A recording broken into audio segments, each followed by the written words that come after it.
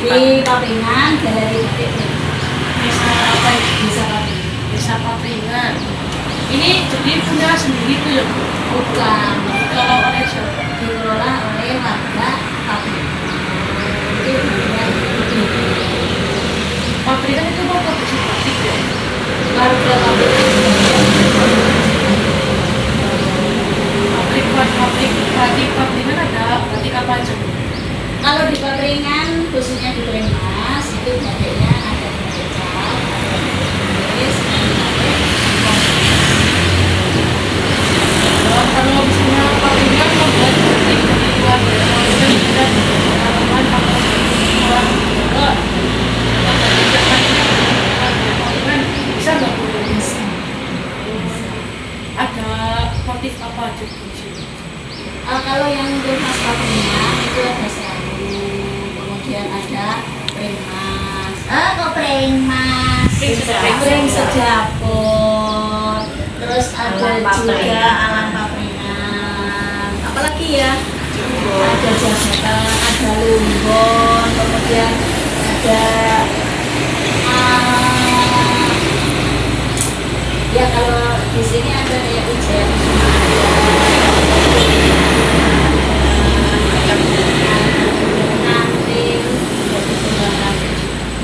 Oh iya Bu, mau tanya nih, saya kan dulu dengar tadi tentang batik Pring Sejapur itu batiknya menggambarkan apa atau filosofinya itu bagaimana?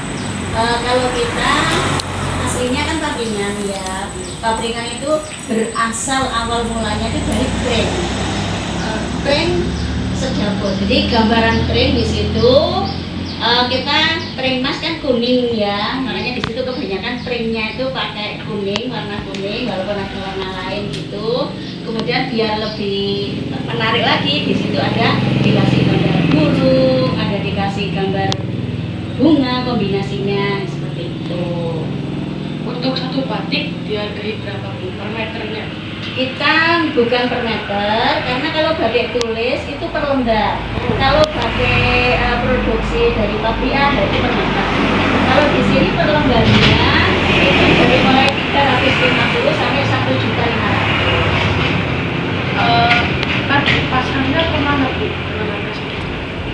Target pasarnya kita sebenarnya ke keluar ya, ekspor gitu. Negara apa saja yang diekspor batik dari Papringan?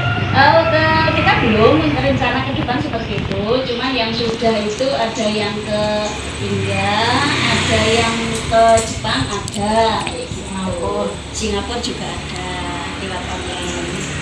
Jadi di sini ibu rumah tangga kebanyakan bekerja sebagai pembuat batik gitu. Sebagian, ya, betul. Itu yang membayar pemerintah atau Pak Lurah atau Pak Camat? Kita sendiri juragan batik. Jadi kayak saya ya. Saya nggak ingin atau murah. Pokoknya di sini tuh katakanlah saya mempunyai kain, ya kan? Kemudian saya batikkan ke Blue A. Nah itu yang membayar Blue A itu saya. Gitu. Jadi tidak dari Pak Lurah atau dari Pak Pemerintah atau dari pemerintah itu enggak, tapi dari perorangan. Jadi dalam pembuatan batik di Pringmas ini Papringan ada tahap sendiri-sendiri. Misalnya Ibu A membuat melukis pola batik, terus yang Ibu B mewarnai batik kayak gitu atau bagaimana? Atau satu orang satu batik? Enggak seperti itu. Cuman kita kalau untuk bikin pola itu ada sendiri. Tapi kalau untuk membatik semua anggota KUB itu bisa membatik semua. Jadinya ya kalau sudah ada polanya ya siapa saja boleh batik. Habis dibatik, nah itu baru ada tim pewarnaan khusus, tim pewarnaan sendiri, kemudian tim pelorotan atau meluruhkan malamnya itu sendiri gitu. Tapi kalau untuk membatik siapa saja bisa. Terus kan produksi batik di Papringan, pernah nggak sih warga Papringan itu yang memproduksi batik ke sekolah atau yayasan atau instansi untuk mengajari anggota-anggotanya atau siswanya untuk membuat batik sendiri? Ada yang pernah atau tidak? Pernah Sekolah masuk mana? SD. Kalau datang ya, datanglah dari sini kemudian datang ke sekolahan itu dari SD Majingkla, dari Dawuan, kemudian Papringan 1 ya. Tapi kalau kita mengajari dari SD mana atau dari instansi mana yang datang ke sini itu banyak. Ada mulai dari PAUD sampai mahasiswa dan ibu-ibu tua itu seperti ibu itu ada gitu, yang belajar di sini. Besok tanggal 25 ada dari SD Kranji juga 125 anak mau belajar batik di sini. Tuh. Gila nih, Alhamdulillah. Ibu cukup segitu wawancara dari kami.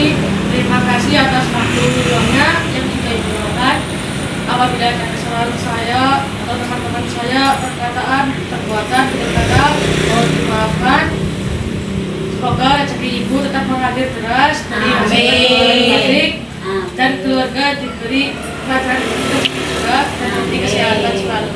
Wabillahi taufiq wal hidayah. Wassalamualaikum warahmatullahi wabarakatuh. Waalaikumsalam warahmatullahi wabarakatuh.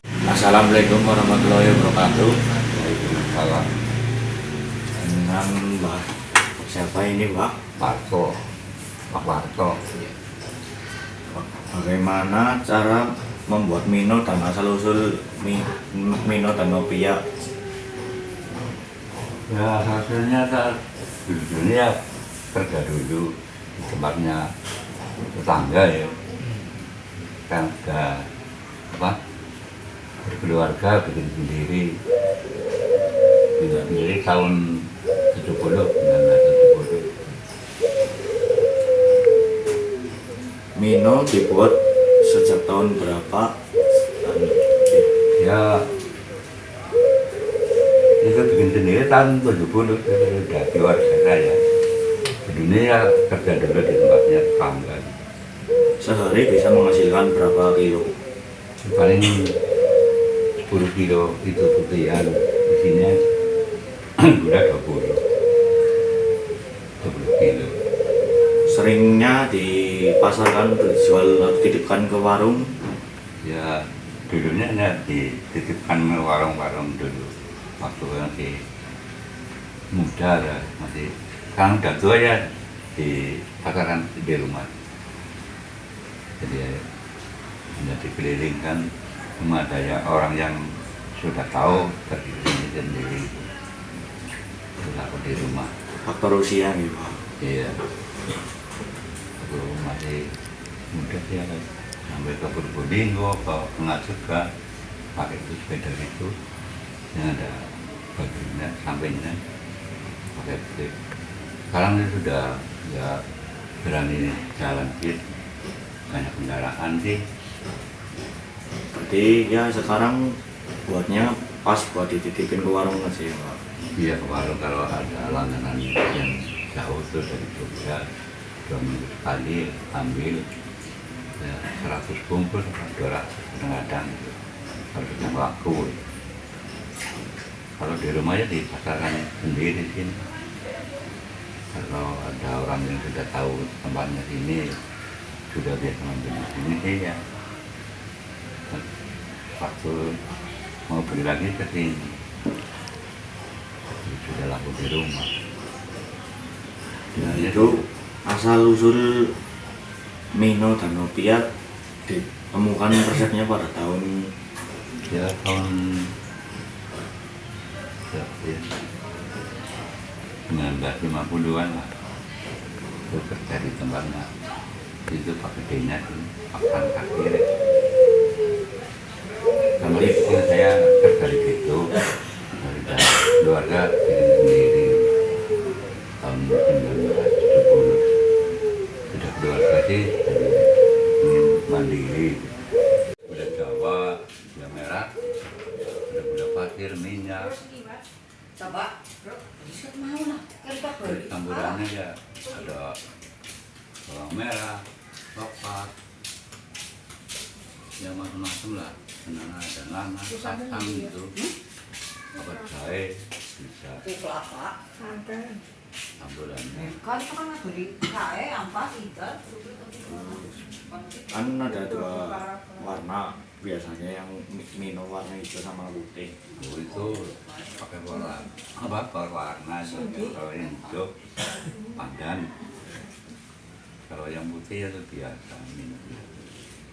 Bikinnya kan Mino yang kecil ya kan, oke yang besar dengan di Begitu kerusak, ini kering, mau pergi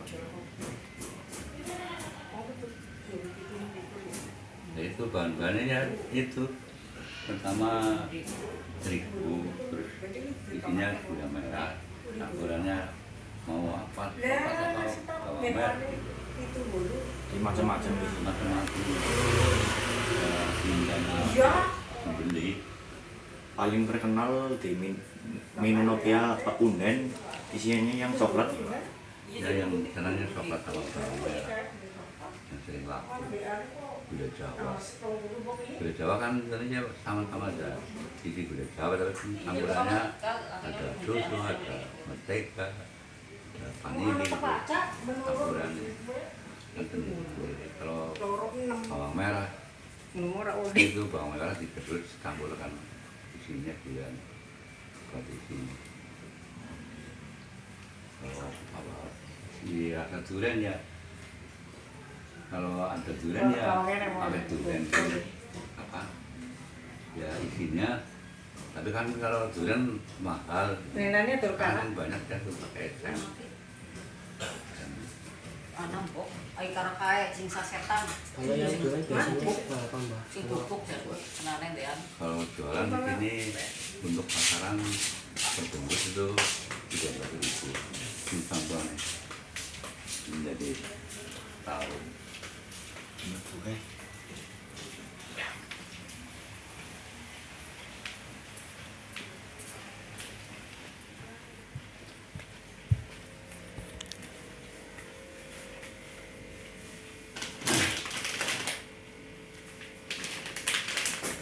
Ya Pak, ambil.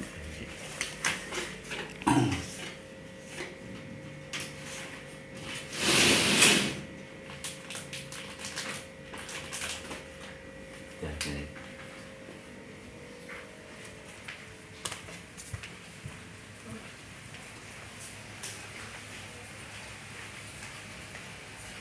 Ini kan maksudnya ini Mino.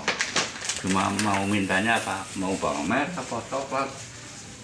Ini isinya berapa? Perbungkus harganya 13. Ini. Ini yang 13. Iya, sedang tadi.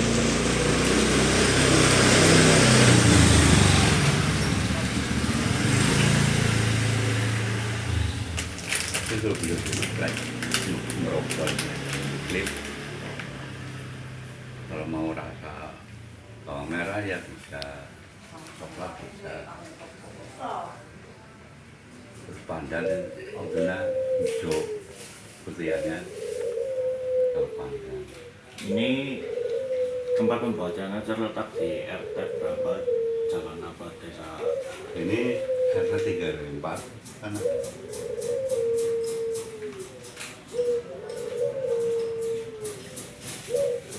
Sekian dari kelompok kami, cara membuat Mino dengan tulisan Mino. Wassalamualaikum warahmatullahi wabarakatuh.